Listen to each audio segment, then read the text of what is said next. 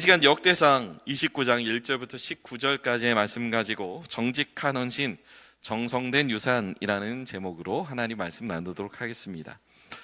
저희 집에서 제가 아내와 함께 아이들을 양육하면서 아이들에게 뭔가 좀 동기부여가 됐으면 좋겠다라는 생각으로 도입한 것이 있는데요, 그것은 바로 이 포도송이 완성하기입니다. 이게 뭐냐면요, 이제 그 포도송이, 비어있는 포도송이를 이제 자석으로 돼 있는 게 있어요. 그래서 그거를 냉장고에 붙입니다. 그래서 우리 애들의 이름을 쓰겠죠. 그리고 이제 포도알을 총 31개 붙일 수 있거든요. 그래서 31개를 다 완성하면 아이들을 데리고, 우리 아이들이 좋아하는 데가 있습니다. 다이소랑 무인 문구점입니다. 저희 입장에서도 그렇게 큰 부담은 안 되죠. 근데 애들은 뭐가 더 비싸고 뭐가 더 좋은지 아직 구분을 잘 못하니까 아이들 마음껏 사라고 거기서 풀어줍니다. 31개 모으면요, 어느 때마다 포도알을 주냐면 애들이 이제 착한 일을 하거나 이제 부모인 저희의 말을 잘 들었을 때 보통 포도알을 하나씩 이렇게 붙여줍니다. 이제 집에서 규칙이 있거든요. 저희 집에서 애들이 TV를 이제 원하는 거 하나씩 보려면 반드시 아이들이 논 모든 흔적을 청소하고 저한테 검사를 맡아야 합니다. 그래서 청소를 다 하면 누가 더 열심히 했는지 물어보고, 더 열심히 한 사람에게 이제 2개씩 붙여주고, 같이 참여한 아이에게는 이제 하나 붙여주고 하게 되는 것이죠. 그러다 보니까 이제 문제는 경쟁이 붙는 겁니다. 그래서 특별히 저희 첫째는 뭐 그렇게 머리 회전이 그렇게 빠른 애가 아닌데, 저희 둘째가 두뇌 회전이 되게 빠른 애입니다. 그래서 어떻게 하냐면, 이제 아무래도 쌍둥이다 보니까 이제 양보할 일이 있지 않겠습니까? 이제 양치를 누가 먼저 할 것인가? 아니면 이제 옷이 있는데, 보통 외출복 같은 경우에는 저희가 2개씩 애들이 이제 차별받지 않게 하겠다라고 하는 일념으로 이렇게 2개씩 사서 똑같은 옷을 입히는데, 집에서 입는 내복 같은 경우에는 이제 그러지 않은 경우가 많아요. 근데 애들이 이제 벌써부터 마음에 드는 옷과 마음에 들지 않는 옷을 구별을 하니까 이제 가위바위보를 해서 이제 옷을 주거든요. 그런데 저희 둘째 같은 경우에는 본인이 가위바위보로 이기면 그 옷을 입기도 하는데, 이제 본인이 포도알이 좀 부족한 거예요. 그러면 양보를 합니다. 양보를 하고 나서 나중에 가서 저한테 당당히 얘기하는 거죠. 자기가 양보했으니까 포도알을 받아야 한다라고 말입니다. 이제 저희 둘째는 자기가 할 수 있는 가장 간단한 방법으로 포도알을 더 받는 방법을 본인이 생각을 해낸 거예요.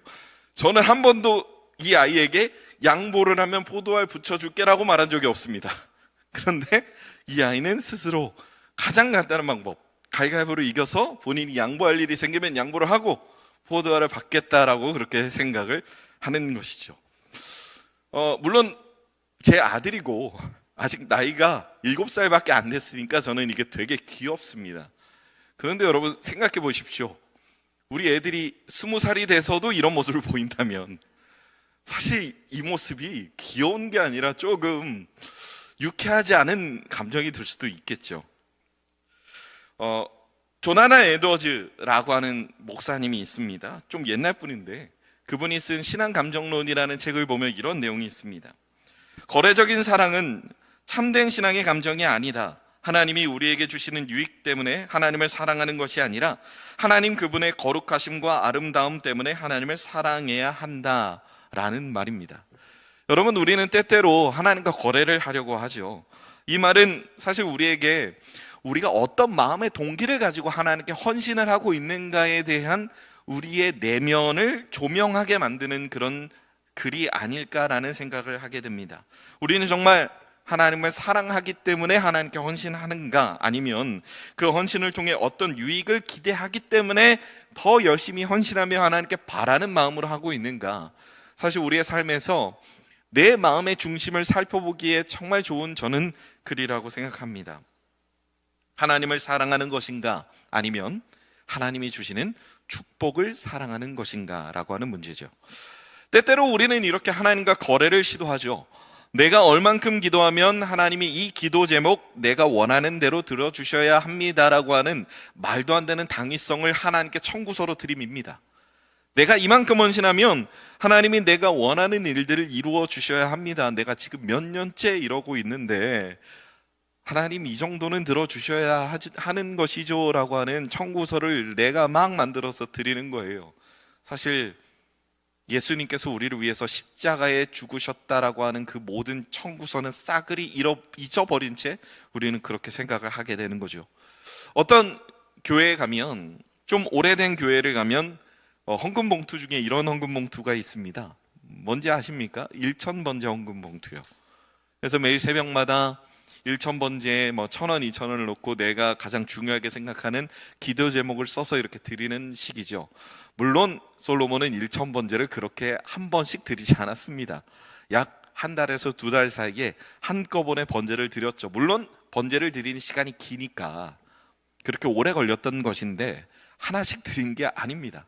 그리고 어떤 마음의 소원을 올려드리기 위함도 아니었던 것이죠. 그런데 우리는 마치 이 1,000번제가 나의 소원을 이루는 요술방망이인 양 생각을 하게 되는 경우가 왕왕 있다는 것입니다.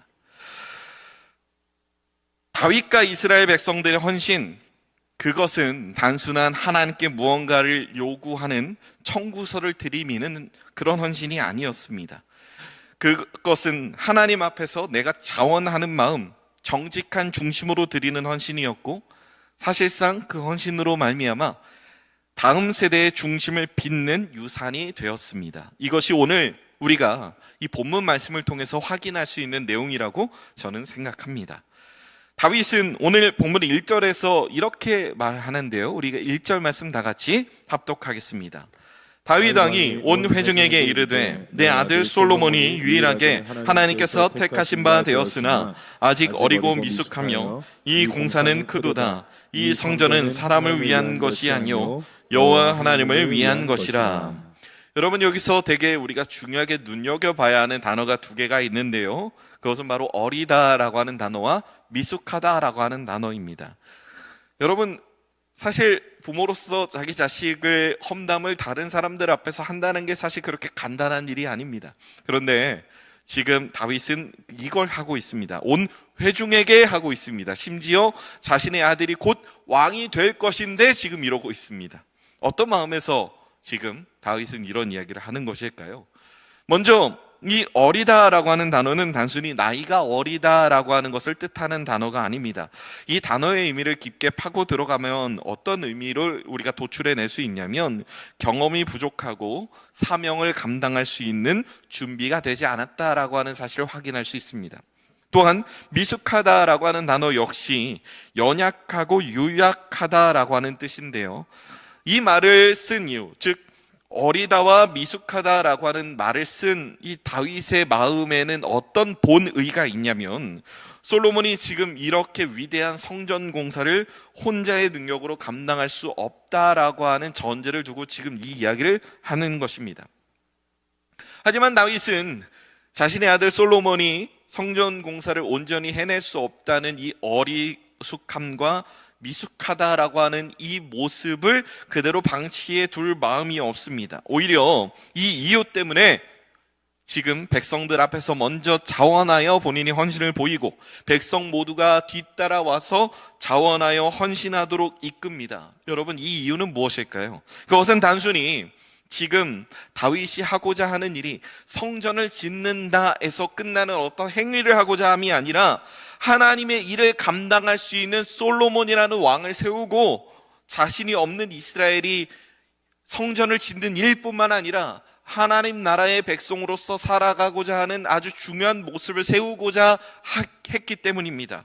그래서 다윗은 오늘 본문 마지막 구절에 간절히 이렇게 기도하죠. 오늘 본문 19절 말씀인데요, 우리 다 같이 합독하겠습니다. 또 내 아들 솔로몬에게 정성된 마음을 주사 주의 계명과 권면과 율례를 지켜 이 모든 일을 행하게 하시고 내가 위하여 준비한 것으로 성전을 건축하게 하옵소서 하였더라.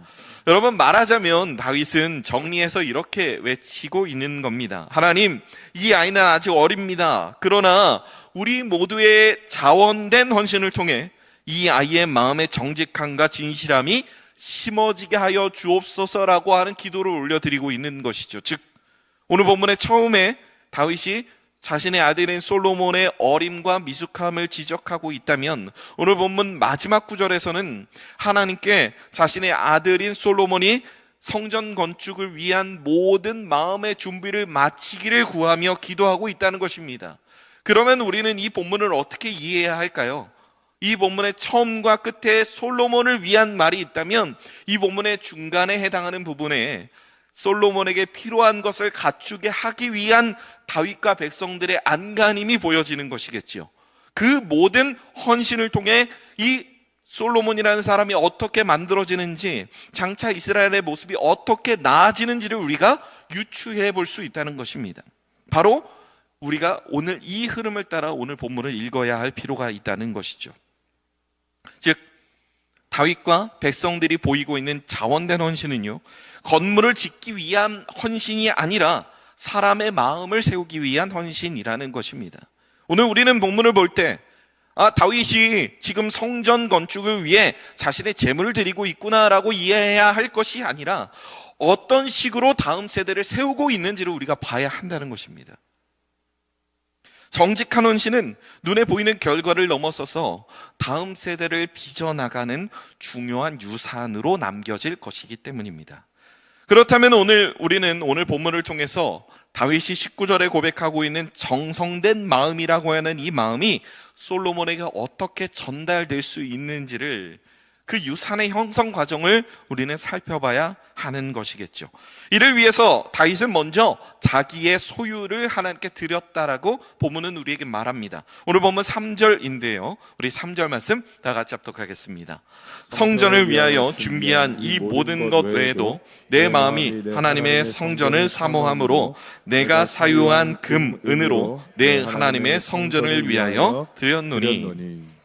여러분, 이렇게 다윗은 자신이 그러니까 개인적으로 소유하고 있는 자신의 재산을 드립니다. 나라의 재산을 자신의 거짓 양 드리는 것이 아니라 진짜 내 걸 드리고 있다는 겁니다. 이 모습을 본 백성들은 어떻게 반응합니까? 백성들도 역시 자원하여 자신의 소유를 하나님께 드리고 있다라고 오늘 본문은 우리에게 말하고 있는 것이죠. 여러분, 이들은 모두 억지로 끌려 나온 것이 아닙니다. 분위기에 편승되어서 남들이 하니까 나도 해야 하나라고 하는 생각을 하고 끌려 나온 것이 아니라는 것이죠. 이들 모두는 기쁨으로, 즐거운 마음으로 스스로 하나님께 자신의 것을 올려드리고 있는 것입니다. 그래서 9절 말씀은 우리에게 이렇게 말씀하고 있죠. 우리 9절 말씀 다 같이 합독하겠습니다. 백성들은 자원하여 드렸으므로 기뻐하였으니 곧 그들이 성심으로 여호와께 자원하여 드렸으므로 다윗 왕도 심히 기뻐하니라. 여러분, 핵심은 자원하여 드리는 마음입니다. 자원함은 그냥 열정적으로 내가 하나님께 뭔가를 했다 해서 끝나는 마음이 아니라 하나님이 내게 주신 은혜에 대한 반응입니다. 여러분, 우리가 교회에서 무언가를 섬기죠.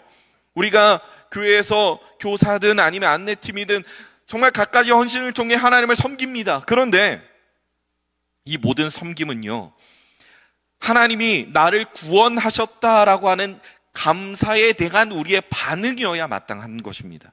제가 앞서도 말씀드렸듯이 하나님 나 이거 하니까 이거 해주셔야 합니다라고 내가 하나님께 때때로 그렇게 청구서를 올려드린다면 사실 우리는 이 일을 섬김에 있어서 이 일을 내가 언제 끝낼 수 있을까에 대한 기대가 있는 것이죠.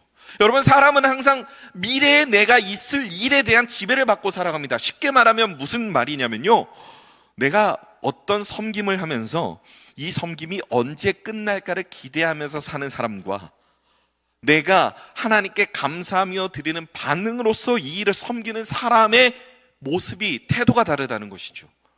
감사함으로 드린다면 내가 하나님께 올려드릴 열매를 기대하며 이 일을 감당할 것이고, 청구서를 생각하며 하나님께 헌신하고 있다면 빨리 내가 원하는 것이 이루어져서 이 일을 그만두게 될 것을 우리는 생각하게 된다는 것입니다.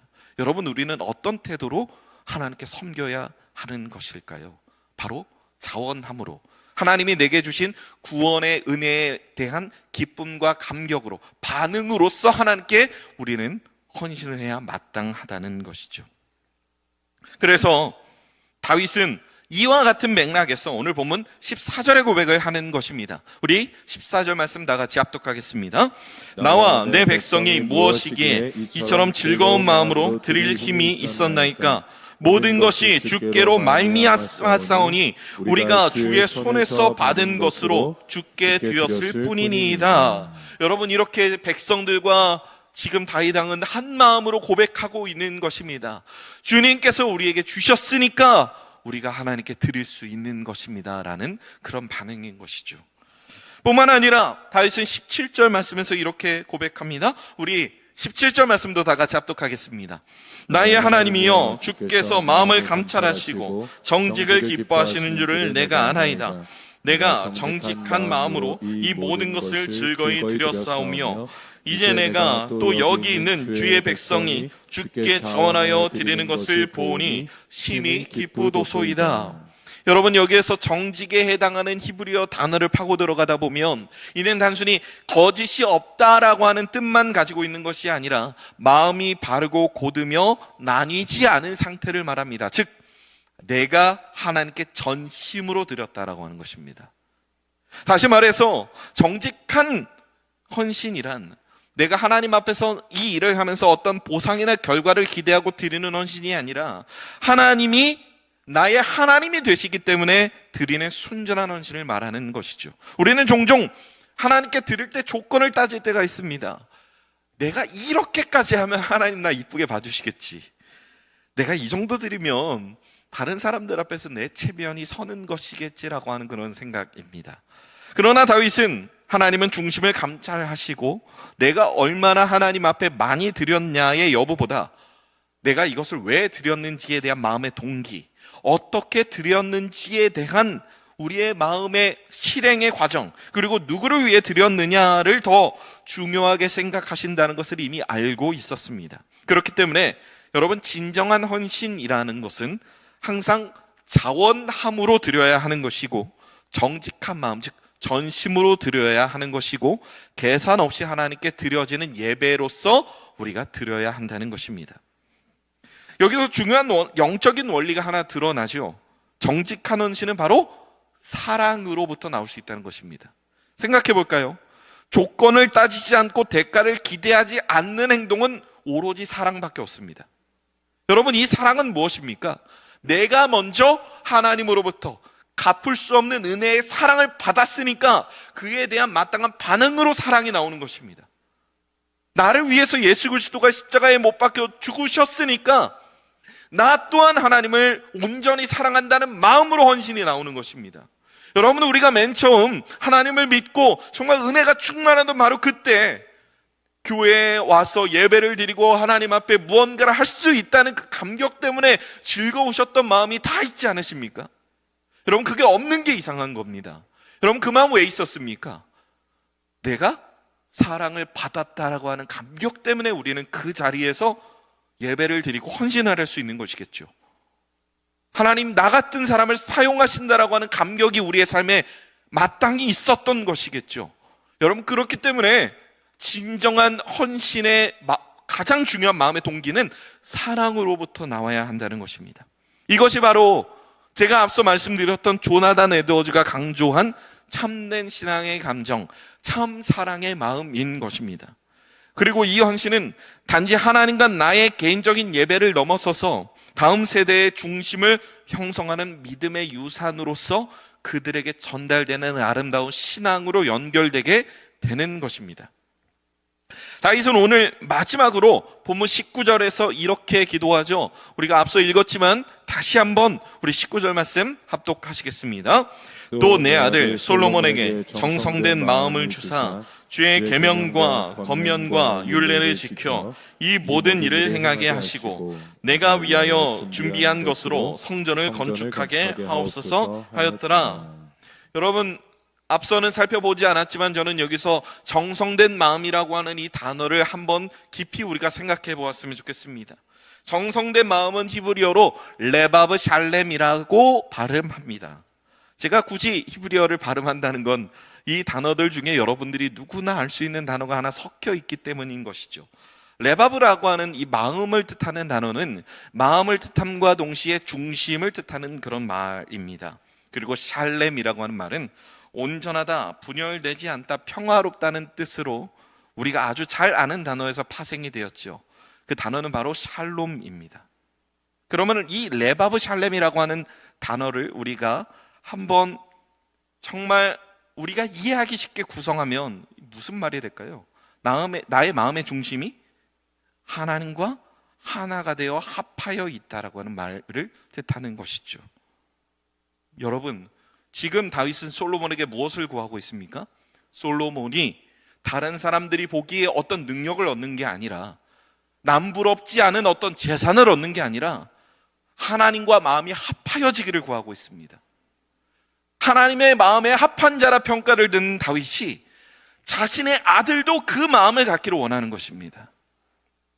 여러분, 지금 다윗은 그 일을 위하여 자신과 백성들의 모든 힘을 다하여 자원하여 하나님께 드림으로 지금 이거 하나를 얻고자 했다는 것입니다.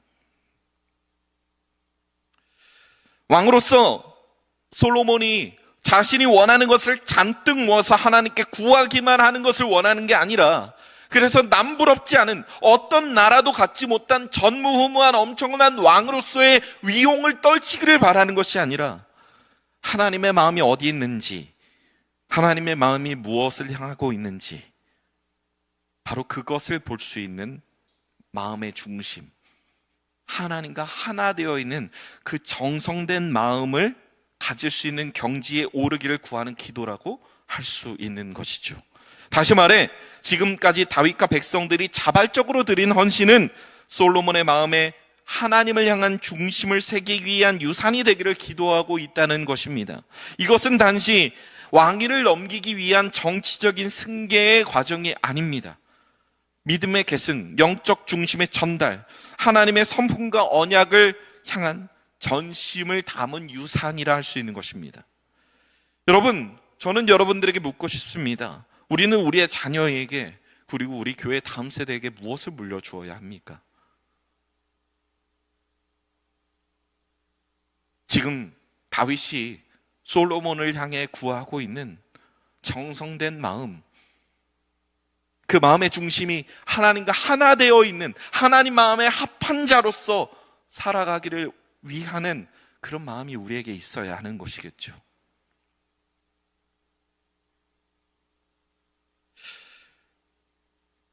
하나님을 향하여 분열되지 않은 마음, 자발적 헌신의 중심, 믿음으로 드린 유산이 우리 자녀 세대에게 마땅히 주어져야 하는 우리의 믿음의 상속분이 되어야 하는 것이겠죠.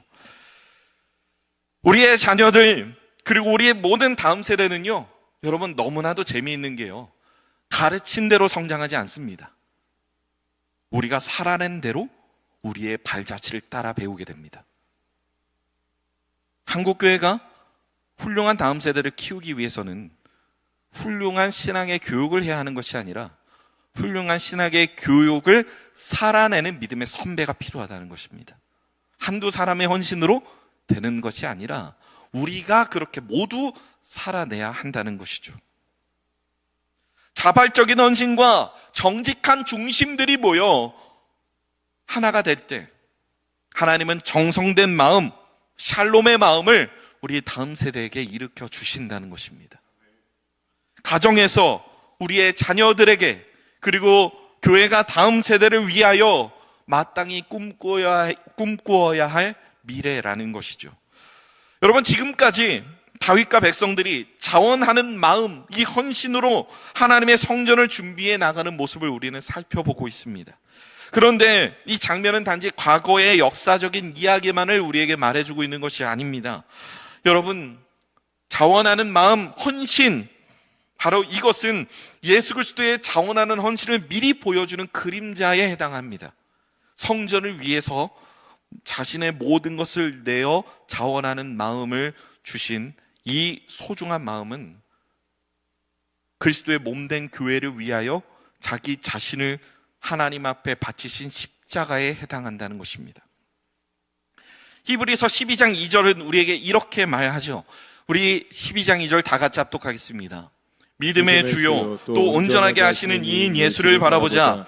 그는 그 앞에 있는 기쁨을 위하여 십자가를 참으사 부끄러움을 개의치 아니하시더니 하나님 보좌 우편에 앉으셨느니라. 여러분, 이 말씀을 읽으면 우리의 마음에 어떤 생각이 듭니까?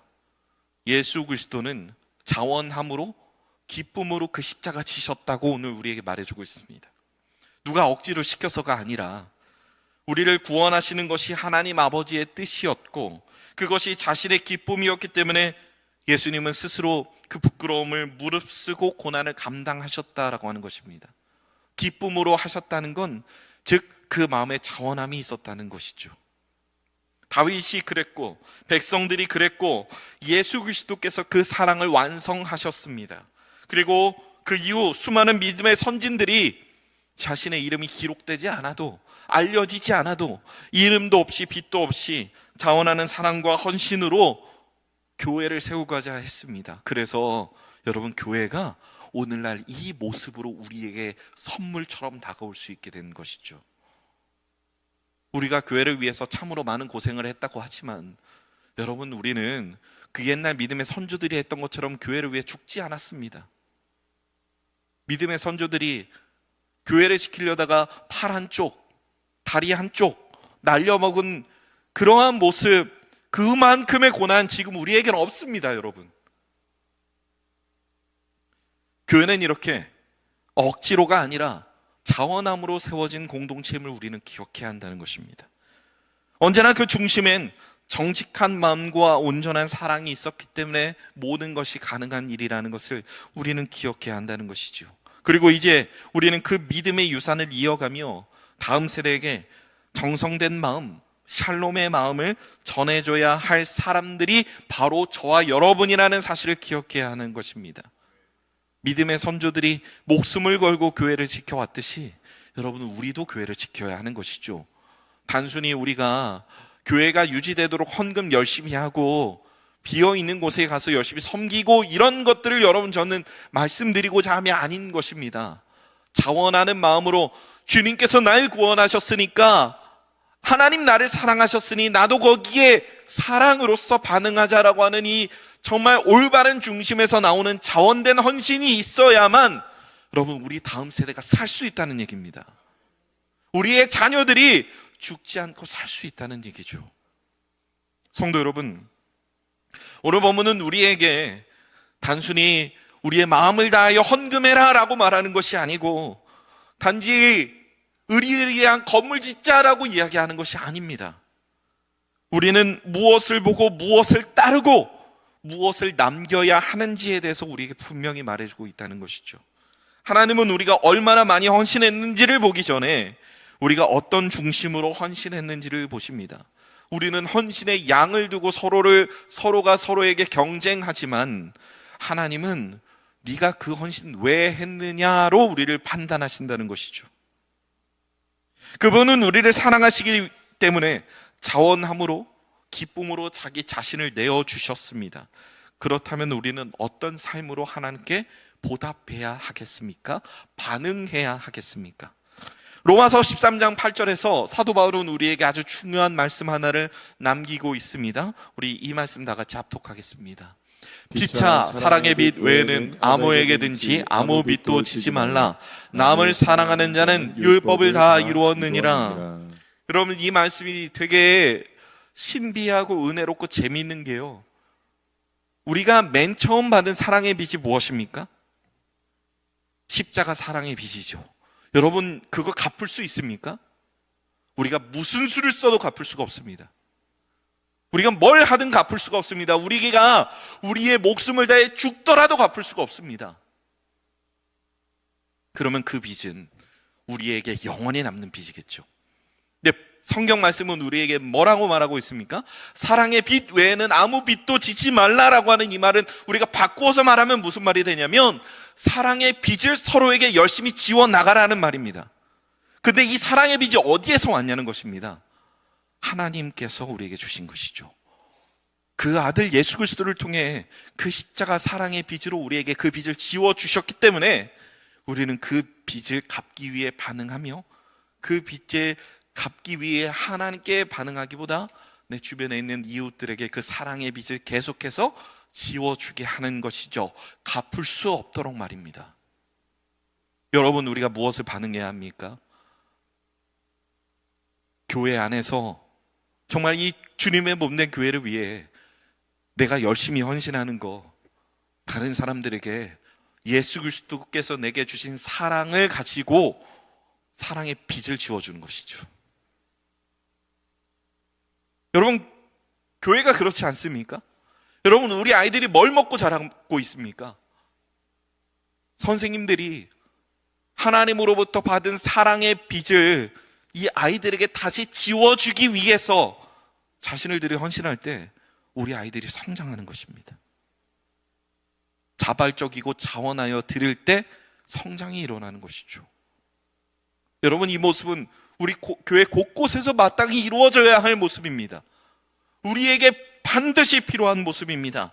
값을 매길 수 없는 사랑의 빚이 서로에게 계속해서 지워져 나가는 이 일이 반복되고 반복될 때 진정한 의미에서의 사랑이 우리 더드림 사랑의 교회에서 너무나도 당연한 삶의 진리가 되어가는 것입니다. 여러분, 그렇게 살다 보면 우리 다음 세대는 이것을 글로 배우는 게 아니라 진짜 보고 내가 따라가야 할 삶으로 배우게 되는 것이라는 겁니다. 성도 여러분, 우리는 어떤 모습을 보여야 하겠습니까? 지금 내가 섬기는 일, 어떤 마음의 자세로 이 일들을 섬겨야 하겠습니까? 그리고 혹 지금 섬김의 자리에서 내 마음의 상처로 인해서 그 자리를 떠나고 싶거나 멀어져 계시는 분이 있다면 여러분, 우리는 어떤 마음을 회복하여 나아가겠습니까? 여러분, 이 모든 것이 하나님께서 내게 주신 사랑의 빚을 갚는 일이라는 것을 기억하시고 내가 이것들을 온전히 해나갈 때 다름 아닌 나의 자녀들이 살아나고 우리 더드림 사랑의 교회 다음 세대가 살아난다는 것을 기억하시기 바랍니다. 때로는 내가 죽을 것 같은 그런 고통과 어려움 속에서 헌신하는 그 헌신으로 말미암아 우리 다음 세대가 살아납니다. 우리가 그래 왔습니다. 믿음의 선조들이 자기 자신을 들여서 교회가 여기까지 왔듯이 우리의 그 헌신으로 말미암아 우리 다음 세대가 살아난다는 것입니다. 다음 세대를 살리자라는 말은 단순히 우리가 구호로 끝나는 것이 아니라 우리가 보여주어야 살아간다는 것입니다. 성도 여러분, 지금 그 숙제가 우리에게 놓여져 있습니다. 한국교회가 위기라고 합니다. 위기면 그 위기를 어떻게 벗어날 수 있겠습니까? 성경이 우리에게 말하고 있는 이 진리를 우리가 그대로 실천할 때 우리는 비로소 위기를 타게 해나갈 수 있는 것입니다. 소망이 없다 말하는 그들에게 우리가 사랑으로서 소망을 알렸으면 좋겠습니다. 그 소망을 알림으로 지금도 하나님은 살아계셔서 교회 가운데 마땅히 역사하고 계신다라고 하는 이 복음의 진리가 우리를 통해 살아 숨쉰다는 것을 증명해 나갈 때 여러분, 우리가 생각하는 것보다 더 아름답게 우리 더드림 사랑의 교회가 세워질 줄로 믿습니다. 이 일로 쓰임받을 저와 여러분의 삶이 되시길 주님의 이름으로 축복합니다.